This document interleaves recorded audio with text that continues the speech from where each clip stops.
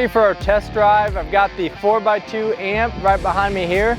And then we've also brought out the 4x4 crew amp so we can test drive both and show you kind of the differences between each, the ride performance, the quality, the sound. The other thing with the crew is you do get a nice under-seat storage tub right here under the front passenger seat. It's really nice storage under there for just coolers, extra tools, or whatnot. The standard tire package on all of the AMP vehicles is actually this tire package that's on the AMP 4x2. We call it the Max Terrain tire. If we look at the crew, these are the Gladiator 8-ply tires, a very heavy duty, good on-road, off-road tire. These would be a premium tire option on a steel rim, but really good if you're going to be in kind of a harsher environment with your AMP vehicle. The 4x2 has a really good smooth riding application. Since this is a 4x2 vehicle with a flip seat, we're going to test drive on the road. We're going to do some trail riding. With the 4x4 option, we're going to get a little bit more intense, do some hill climbing, some off-trail riding, a little bit more hazardous environments. We'll try to go through some mud and over some larger obstacles, if you will. The nice thing about the crew, it's our smoothest riding vehicle just because of that longer wheelbase. So we'll talk about that when we're on the test drive today. All right, let's get to it. Okay, first step to turn on your amp is there's a button here. Just hold that down for 3 to 5 seconds and the vehicle should turn on. You'll have a green light there. Then you can turn the key on. You're going to want to make sure that your dial appears in neutral first. When you turn that key on, you'll hear a click, and that means it's ready to be turned into forward or reverse. So go ahead and put it in forward. I'm going to stay in the high speed mode, but you can turn it into low speed mode if you're going to be, maybe in a lake community or neighborhood and you don't want to be going 30 miles an hour. Now this unit has the flip seat on it, so any unit that has a flip seat on it is going to be limited to 24 miles an hour, just from a safety standpoint. If you get the poly bed or the steel bed though, the 4x2 amp can go up to 30 miles an hour. And right now, again, this has the Max Terrain tires on it, so it's a really smooth off-road feel on the road. We're just going to drive down the road and drive back. If you get some of the other tires, they may be really good on the road, like the turf tire or the cruiser tire, but off-road they're not going to have as much traction. So if you're going to be using your amp on-road and off-road, the Max Terrain tire is really a good option. And if you kind of want a little bit more flashiness, you can upgrade to the premium Max Terrain tire, and that's where you'll get the aluminum rims. So that's what this model has.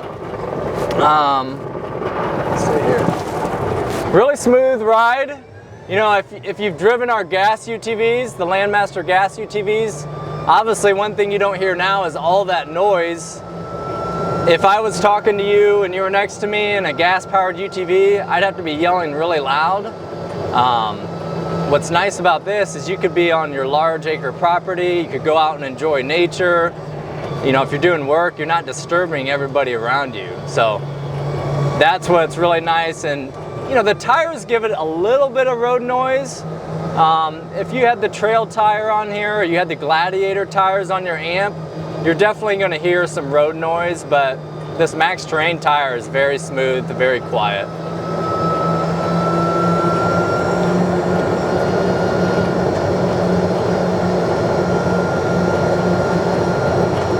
So just compared to a golf car, obviously this, some lithium-ion golf cars are going for $18,000, $20,000 now just for a guy to drive them around his neighborhood or, do some light to medium duty work around his property. For right in that ballpark of price, if not even cheaper, you can get this vehicle, which is going to have a lot better of a suspension for that off-road drivability, but then you're going to be going 24 to 30 miles an hour, a lot faster than a golf car. The other thing is just from a safety side, all of these vehicles have what they call as ROP certification, rollover protection certified. So if you're going fast and there was some sort of an accident where you did flip over, these bars, they're gonna keep you nice and safe, anything inside the vehicle safe. Golf cars, you know, it's just a really flimsy, cheap overhead system, not gonna keep you safe. There's also a 3-point lap belt system, similar to an automobile with all of these units.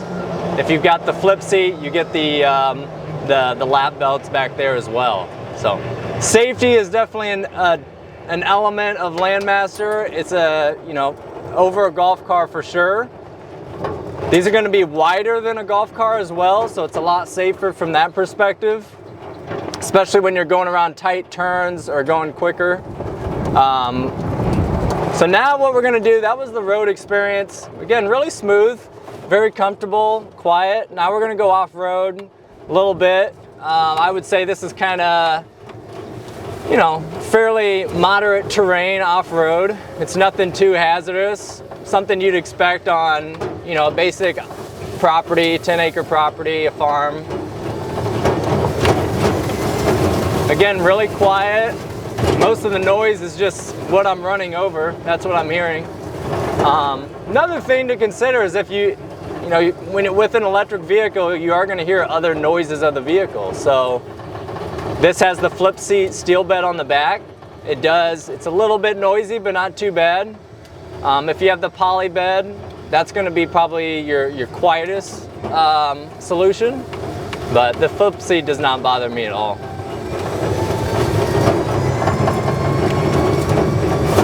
So right now I'm probably going about max speed off-road. There's no way you'd want to do this in a golf car. You'd just be bouncing around left and right. I mean, I'm going over some pretty decent, moderate bumps, and you can barely feel it. The vehicle kind of just glides right over all of these different obstacles.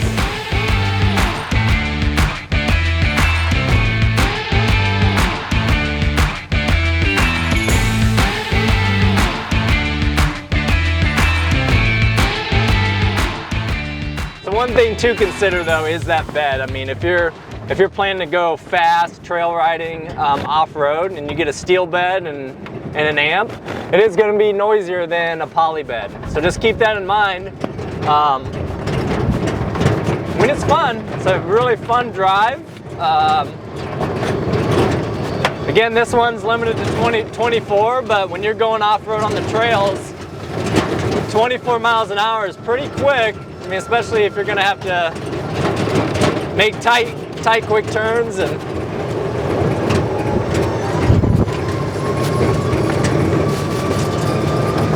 But it's a lot of fun.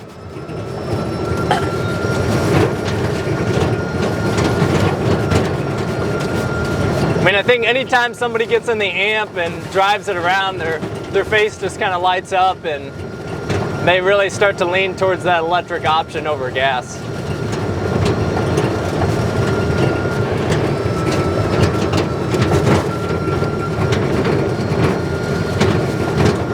And it gives you kind of a whole different, this is a whole different feeling driving a UTV, an electric UTV versus a gas one.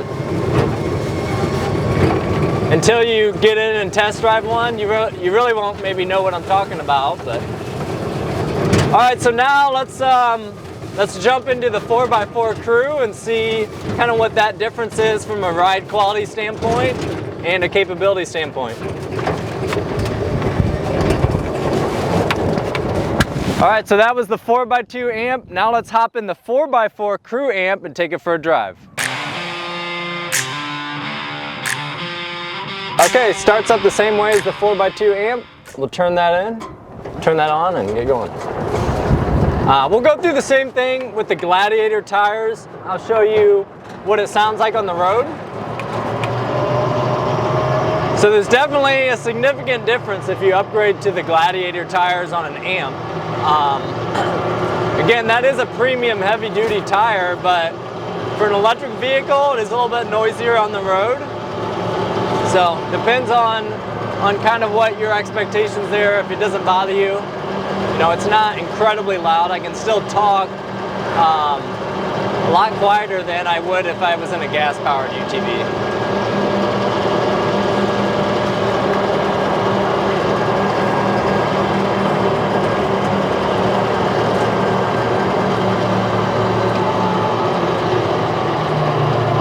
And then one of the reasons power steering comes standard in the crew models is just because, you know, you definitely need power steering when you're trying to steer this big of a vehicle.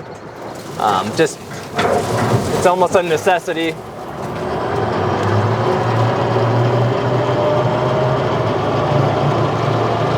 Comfort level, I would say, you know, right now we're on the road, so it's hard to tell too much of a difference between the 4x2, but I would say definitely the same comfort level so far when you're driving on road. Now this one does go 30 miles an hour, so you can definitely feel the increase in torque and speed compared to that Flipsy model.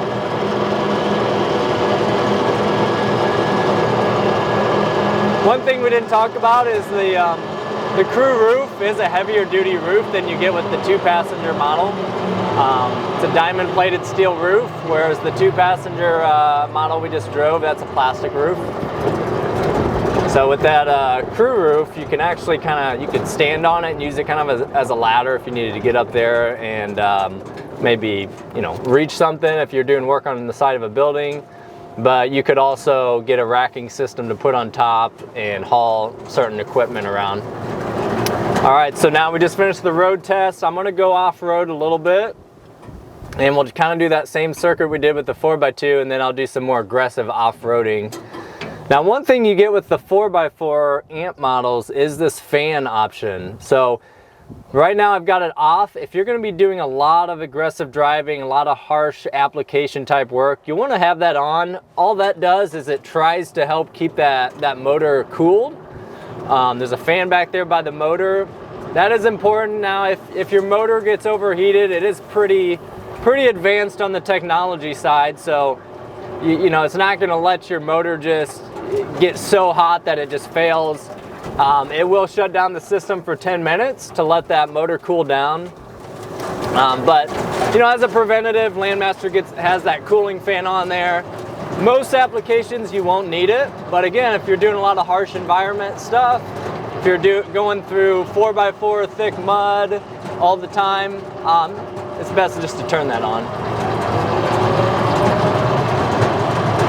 Again, this model has a steel bed in the back, so you're gonna hear some of that noise from that bed rattling around, but if you've got the poly bed, you know, that'll definitely be a quieter experience. But ultimately, I mean, this is awesome. You know, this is a pretty good sized hill. I'd say, I don't know, 40 degrees maybe, hill. Went through some mud right there. 4-wheel drive may have kicked in a little bit. I'm going up a 40-degree incline right now. Not having any trouble. Now, we'll slow down a little bit because that's a lot of power you're trying to get up that, you know, that's a 40-degree incline, but, you know, I handled it no problem.